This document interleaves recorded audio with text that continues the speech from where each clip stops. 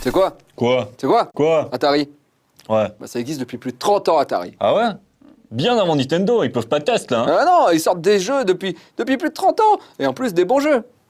Des bons jeux. Et ils en sortent encore maintenant. Ouf. Objection! Atari est sans doute l'une des compagnies les plus importantes de l'histoire du jeu vidéo. Toutefois, il faut bien réaliser que l'Atari actuel n'a rien à voir avec l'Atari historique. De nos jours, à savoir depuis 2003, Atari n'est en fait qu'un label utilisé par l'éditeur français Infogrames après son rachat de l'éditeur américain GT Interactive. Le vrai Atari fut actif de 1972 à 1984.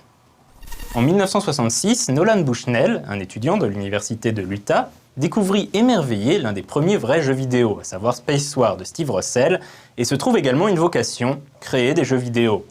Avec Ted Dabney, il fonde en 1971 une société nommée CZG Engineering, avec laquelle il créera un clone de Spacewar destiné aux salles de jeu. Ce sera Computer Space, le premier jeu d'arcade de l'histoire. Mais voilà, les deux compères découvrent que, aussi invraisemblable que ça puisse paraître, le nom CZG est déjà pris. Ils doivent donc trouver un nouveau nom pour leur société. Comme Bushnell est fan de jeux de Go, il choisit le mot japonais Atari, qui désigne un mouvement de Go. Le hit, qui lancera Atari, sera bien sûr Pong. Comme Computer Space, Pong n'est pas très original puisqu'il s'agit d'une repompe du jeu de tennis qui était disponible sur la console Odyssey de Magnavox, ce qui vaudra d'ailleurs un procès à Atari. Pong sera un énorme succès en arcade, puis en version domestique dès 1974. Mais Bushnell comprend qu'une console de salon capable de ne jouer qu'à un seul jeu n'est pas très ambitieux.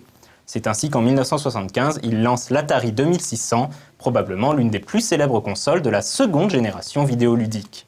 En 1976, Bushnell revendit sa société à Warner et lui-même quitta l'entreprise 3 ans plus tard, suite à des divergences avec Warner quant à l'avenir de la société.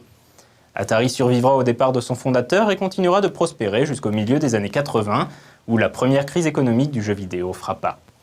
La firme passa ensuite de main en main jusqu'à tomber entre celle d'Hasbro Interactive en 1998, qui sera finalement rachetée par Infogrames.